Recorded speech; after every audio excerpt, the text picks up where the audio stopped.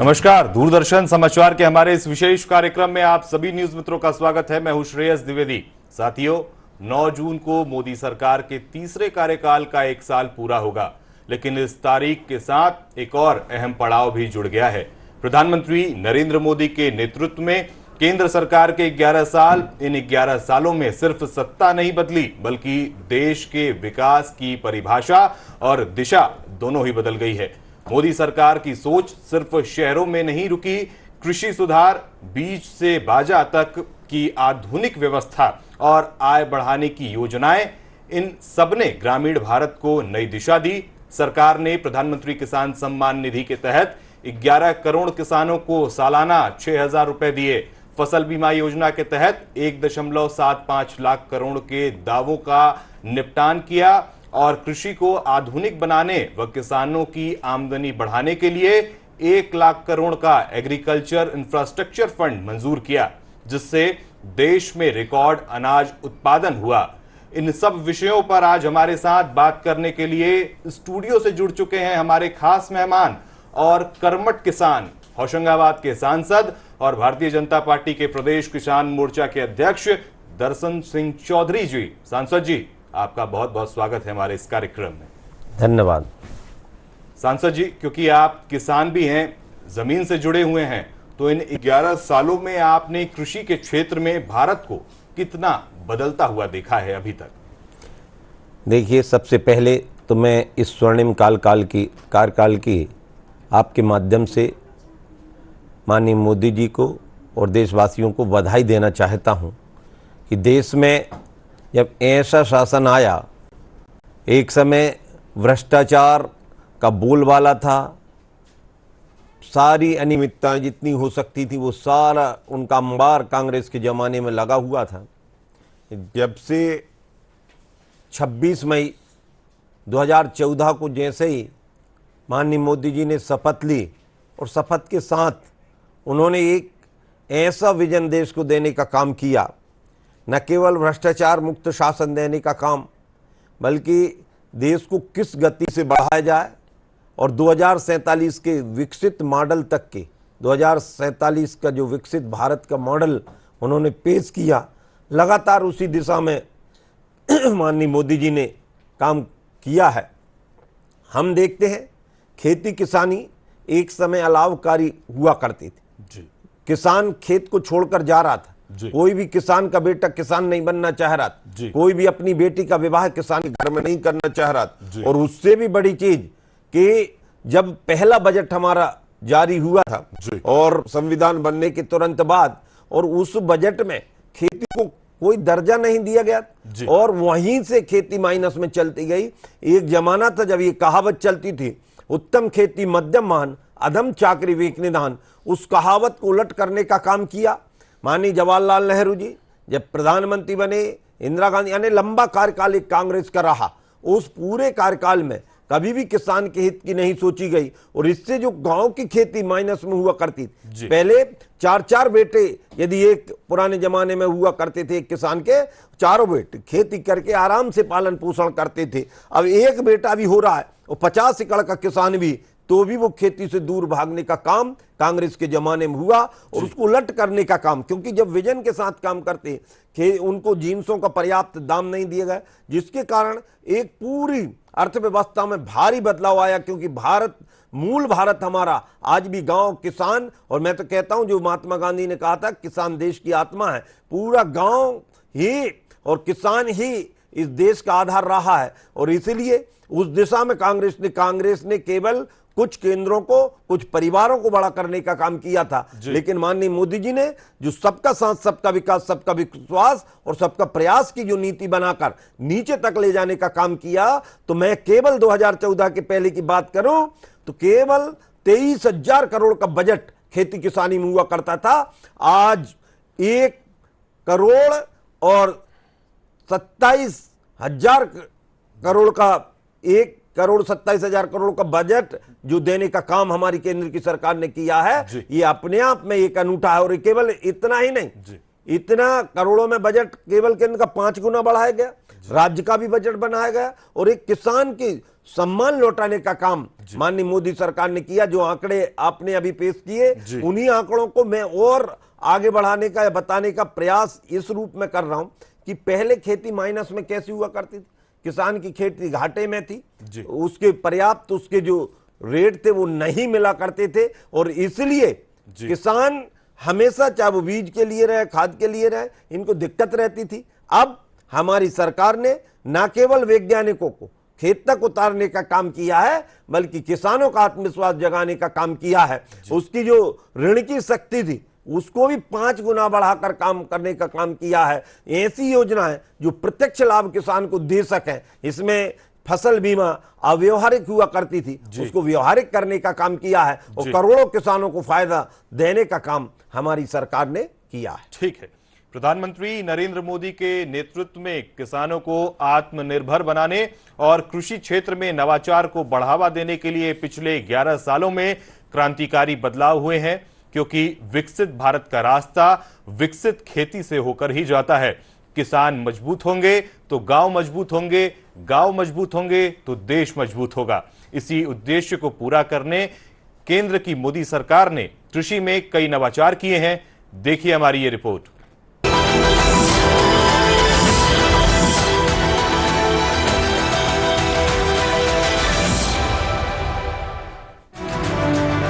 पिछले 11 वर्षों में प्रधानमंत्री नरेंद्र मोदी का जोर कृषि क्षेत्र की तकदीर और तस्वीर बदलने पर रहा। प्रधानमंत्री नरेंद्र मोदी जानते थे कि देश को विकसित करना है तो पहले किसानों को मजबूत करना होगा। पीएम मोदी ने कृषि को विज्ञान और अनुसंधान से जोड़कर आज बदलते भारत में कृषि और किसान को उभरते भारत की सबसे बड़ी पहचान बना दिया है।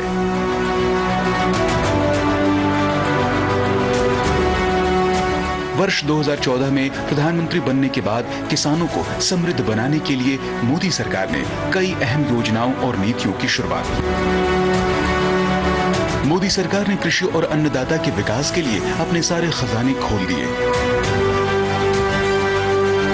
पिछले 11 वर्षों में कृषि और किसानों के बजट को 6 गुना से भी ज्यादा 25,000 करोड़ रुपए से बढ़ाकर 1,37,000 करोड़ रुपए कर दिया। किसानों के उत्पादों की खरीद और न्यूनतम समर्थन मूल्य में रिकॉर्ड बढ़ोतरी कर किसानों के प्रति अपनी प्रतिबद्धता को साबित कर दिया। किसानों की आय को बढ़ाना और उनकी उत्पादन लागत को कम करना, यही सबसे बड़ा मंत्र था प्रधानमंत्री नरेंद्र मोदी का, जिसने आज किसानों का सम्मान बढ़ाया, उन्हें आत्मनिर्भर बनाया और सबसे बड़ी बात, उनकी आमदनी को बढ़ा दिया है।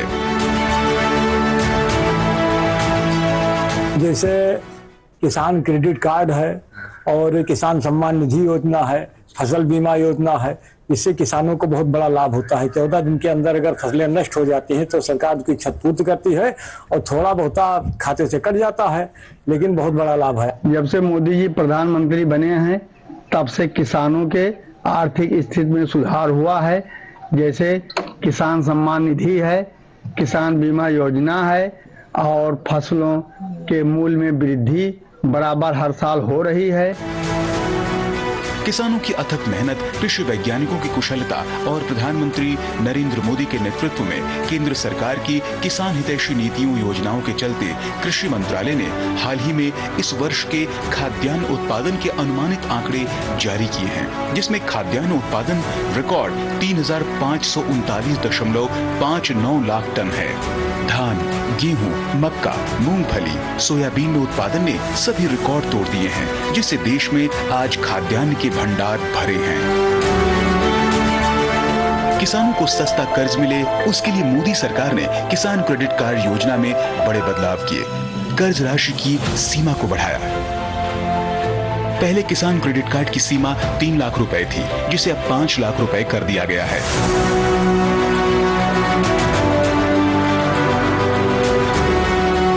छोटे और सीमांत किसानों को आर्थिक मदद देने के लिए शुरू हुई किसान सम्मान निधि के तहत 11 करोड़ से ज्यादा किसानों को 3.68 लाख करोड़ रुपए की मदद दी गई।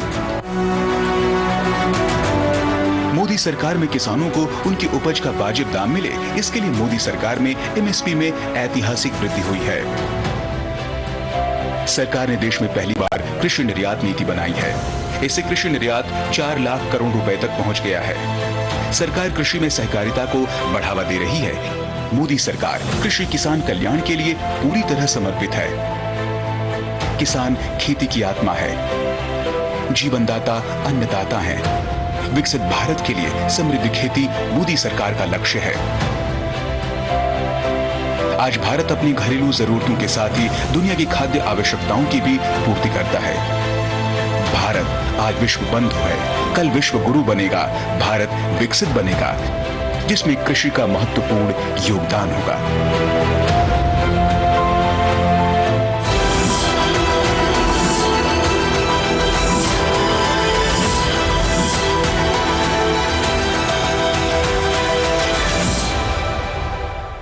सांसद जी, किसानों की आय का जिक्र हमेशा से होता है। आपके अनुसार किसानों की आय बढ़ाने के लिए सरकार ने क्या कदम उठाए हैं और आगे इस दिशा में क्या किया जाना चाहिए? देखिए, सबसे महत्वपूर्ण बात है जिन मुद्दों को लेकर हमारी सरकार ने काम किया कि किसान की लागत कम करना, उसके उत्पादन को बढ़ाना, उसकी मूल्य की गारंटी होना, और जब कोई नुकसानी हो जाए, प्राकृतिक आपदा आ जाए, तो उस प्राकृतिक आपदा के समय सरकार खड़ी हुई दिखनी चाहिए, किसान के साथ राहत देते हुए किसी प्रकार। और इसके अलावा विविधीकरण और प्राकृतिक खेती, जिसके लिए माननीय मोदी जी ने अतिरिक्त प्रयास करते हुए 1 साल 2 साल के अंदर 1 करोड़ किसानों को नए प्राकृतिक कृषक बनाने का जो लक्ष्य लिया है, ये अपने आप में एक अनूठा है और उस दिशा में हमारा देश चल पड़ा है। तो मूल बात यही है कि किसानों को कैसे लागत कम करें, और उसके लिए लगातार सरकार ने प्रयास किया। उसकी न केवल जागरूकता बढ़ाकर काम किया, बल्कि जो विविध फसलें, चाहे वो हम मध्य प्रदेश से आते बेसिकली, और बेसिकली मध्य प्रदेश सोया प्रदेश भी कहलाते, दूध के उत्पादन में भी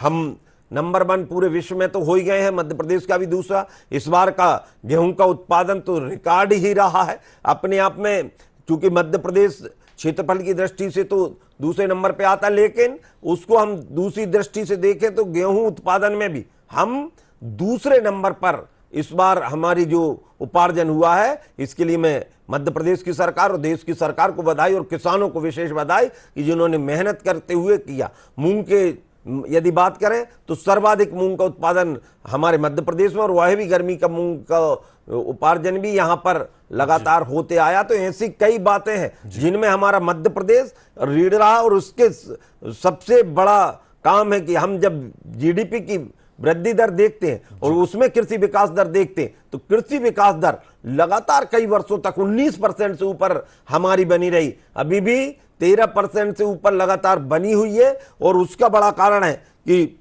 मूल बजट को जब हम देखते हैं तो खेती किसानी, अब तो जैसा पूर्व में आपको भी आपके आंकड़े में भी बताया गया, पहले तो आयात किया जाता था एक समय लाल गेहूं, जिसको हमारे पशु भी नहीं खा पाते थे, वो महंगे दामों में हम विदेश, ऑस्ट्रेलिया और अमेरिका जैसे देशों से खरीद के लाते थे। अब हमारा देश में इतना उत्पादन है, किसानों को मैं फिर नमन करता हूं कि हर चीज का उत्पादन इतना कि 80 करोड़ लोगों को तो भारत में ही मुफ्त अनाज देने का काम, विदेश में भी जब निर्यात हम देखते हैं तो निर्यात में भारत का अब पहले से जो कृषि निर्यात हुआ है कई गुना ज्यादा बढ़ चुका है। और अब हर फसल पर जो मूल विषय जो निकल के आया है कि हर फसल को कैसे उन्नत हो सके, कैसे उसका बाजार सही हो सके, कैसे उसका वितरण सही हो सके, इन सब चीजों का सरकार ने चिंतन किया है। और फसल के अनुसार एक जिला एक उत्पाद की योजना, पर ड्रॉप मोर क्रॉप की योजना,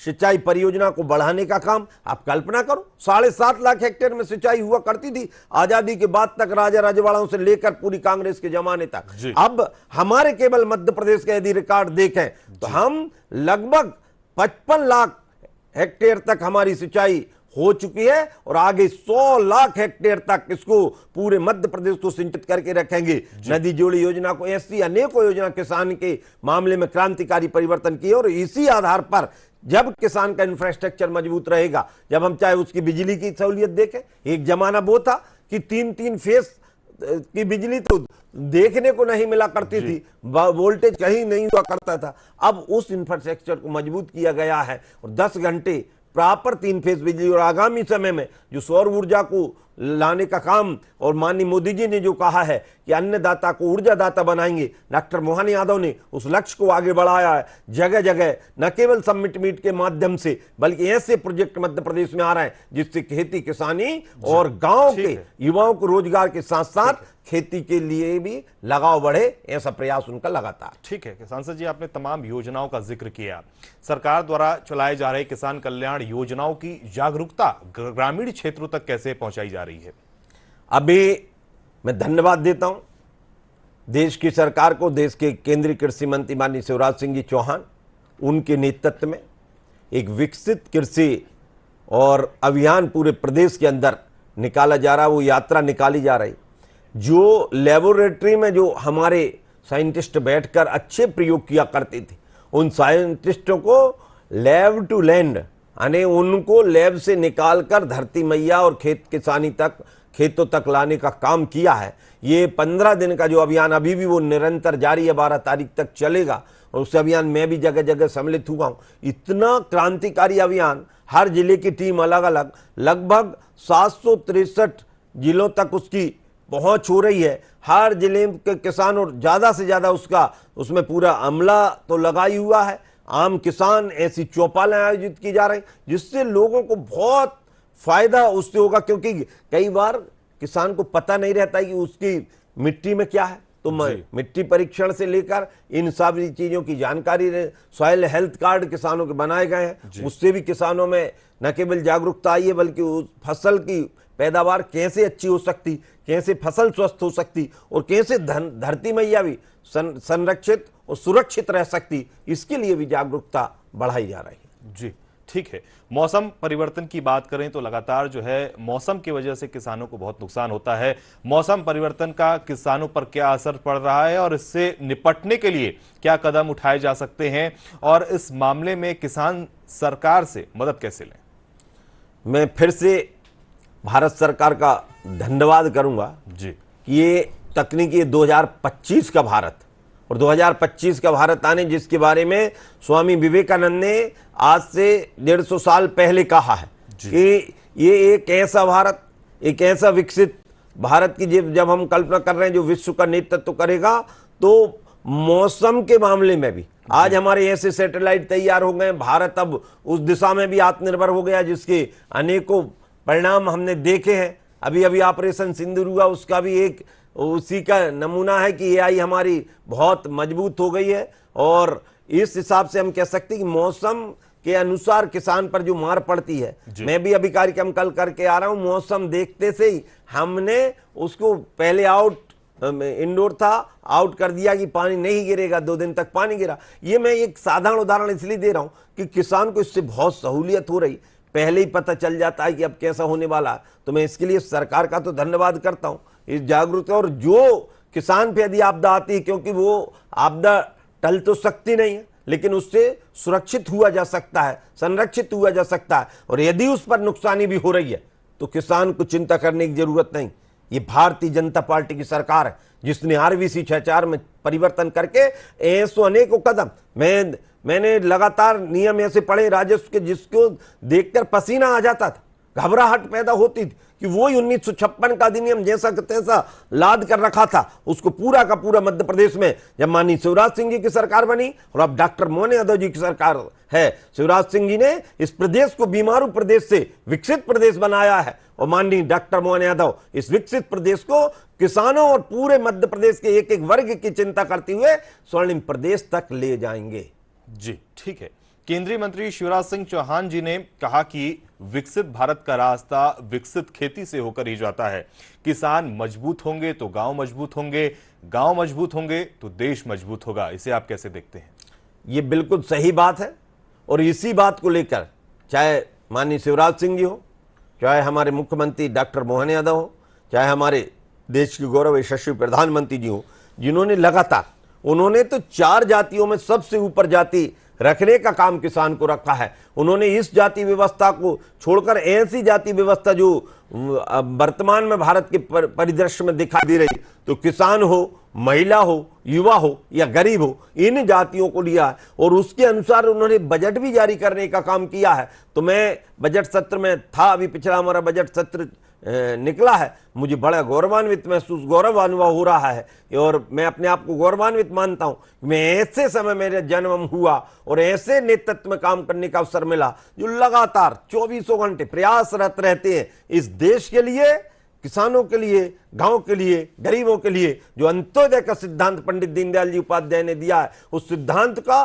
पालन करवाने के लिए प्रतिबद्ध है और लगातार उसी ओर काम कर रहे हैं। और इसीलिए माननीय शिवराज सिंह जी ने जो कथन किया है उस कथन को मैं आगे बढ़ाती हूँ। और क्योंकि इस रास्ते से बिना किसान और खेती के सुखी किए कोई सुखी हो ही नहीं सकता और इसके लिए मध्य प्रदेश में भी जो बजट है इस बार तो 66,000 करोड़ का बजट केवल खेती किसानी पर, एक समय उपहास का पात्र हुआ करता था बजट। अब 500 करोड़ 700 करोड़ ये क्या बजट की मात्रा थी, अब तो ये तो बजट केवल सिंचाई परियोजनाओं को भी इतना अधिक महत्व देते हुए, जिसमें नदी जोड़ो परियोजना तो मध्य प्रदेश सहित पूरे देश में चल रही है और जो सपना पंडित अटल बिहारी वाजपेयी जी ने देखा था उसको पूरा करने का काम हमारे माननीय मोदी जी कर रहे हैं, डॉक्टर मोहन यादव जी कर रहे हैं।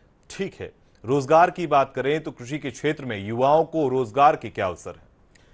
खेती भारत का सबसे प्रमुख और मैं तो कहूंगा जड़ है ये, और रोजगार को किस दृष्टि से देखना जी। खेती किसानी से रोजगार की अपार संभावनाएं। भारत सरकार ने 10,000 FPU बनाकर उस दिशा में काम किया, स्टार्टअप देकर, स्टैंड अप इंडिया लाकर, और ऐसे स्टार्टअप एक समय 400 स्टार्टअप हुआ करते थे, अब 99,900 से ऊपर लगभग 1 लाख स्टार्टअप पूरे देश के अंदर काम कर रहे हैं।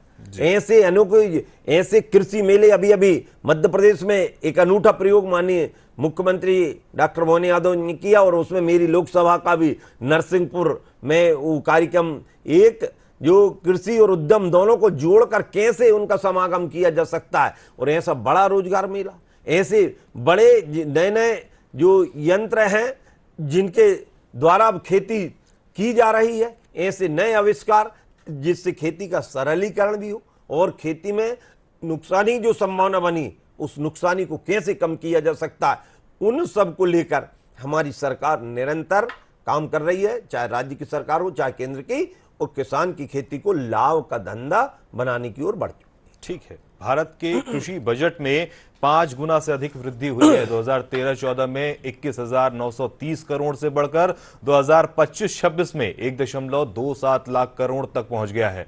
किसानों को इससे कितना लाभ हुआ है? किसानों को जब किसान आधार बजट में हो जाता है तो सारी चीजें उनके अनुसार हो जाती हैं। जैसा राजा होता है वैसे प्रजा करने लगती है और राजा का स्वभाव, हमारा राजा तो इतना अच्छा जो स्वयं के लिए नहीं राष्ट्र के लिए, राष्ट्र के मान के लिए खड़ा है, और राष्ट्र जैसे ही शब्द आता है तो धरती मैया अपने आप ऊपर आ जाती है और धरती मैया की सेवा में लगातार ये इस बजट का प्रभाव ऐसा पड़ा कि अब मैं ऐसे अनेक उदाहरण अपने आसपास के दे सकता हूं कि अब IIT किया हुआ बच्चा भी खेती किसानी की ओर लौट रहा है। फसलों के विविधीकरण के कारण ऐसी कई फसलें जिनसे प्रत्यक्ष और लाभ केवल एक व्यक्ति को नहीं, अप्रत्यक्ष तौर पर अनेक रोजगार की संभावना उसमें लगातार बनी हुई है। और ऐसे अनेक उदाहरण मध्य प्रदेश के गांव में रहते दूध में अभी अभी मैं मध्य प्रदेश सरकार का फिर धन्यवाद करूंगा कि 5 रुपया मूल्य दूध का बढ़ाकर किसानों को राहत और किसानों को प्रोत्साहित करने का काम किया है। ऐसी अन्य चीजें प्राकृतिक खेती के लिए अतिरिक्त बजट जारी करके वो लाभ देने का काम किया है। तो मैं दावे के साथ कहता हूं कि बजट का असर अलग होता है। ठीक है सांसद जी, क्योंकि मैं माफी चाहूंगा, आपको रोक रहा हूं बीच में क्योंकि समय कम है। मैं आपसे एक क्वेश्चन ये पूछना चाहूंगा कि विकसित कृषि संकल्प की बात करें तो विकसित कृषि संकल्प अभियान पूरे देश में शुरू है। किसानों को इस अभियान से क्या क्या लाभ होगा और विकसित भारत 2047 या विकसित कृषि 2047 में इसका क्या योगदान होगा?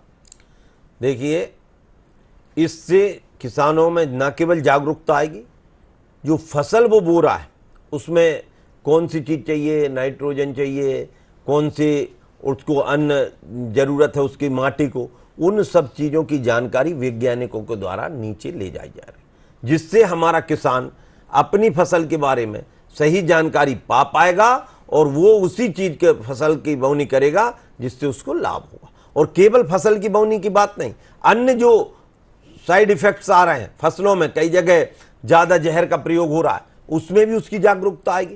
पहले हमारी खेती लगातार उर्वरक, हम गांव में जाते थे, गांव में खेत में घुसते थे तो हमारा पैर गर्मी के दिनों में भी मतलब बहुत नरम हमारी मिट्टी हुआ करती थी, लेकिन अब उस मिट्टी को पुनः संरक्षित और संवर्धित करने का काम इस अभियान से होगा और हमारी खेती किसानी बचेगी और बढ़ेगी तो देश भी बढ़ेगा। ठीक है, बीते 11 वर्षों में किसानों के जीवन में सकारात्मक बदलाव लाने के लिए कई योजनाएं और नीतियां लागू की गईं।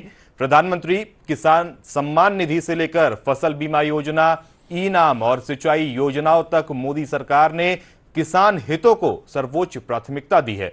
आइए हम सब मिलकर संकल्प लें कि जय जवान जय किसान की भावना को आगे बढ़ाते हुए भारत के अन्नदाता को और अधिक समृद्ध, सशक्त और आत्मनिर्भर बनाएंगे। इसी उम्मीद और सकारात्मक सोच के साथ आज की चर्चा को यहीं विराम देते हैं। सांसद जी, आपका बहुत बहुत धन्यवाद हमारे इस कार्यक्रम में आने के लिए और आप सभी का हमारे साथ जुड़ने के लिए धन्यवाद। जय हिंद, जय किसान। धन्यवाद, बहुत बहुत आभार।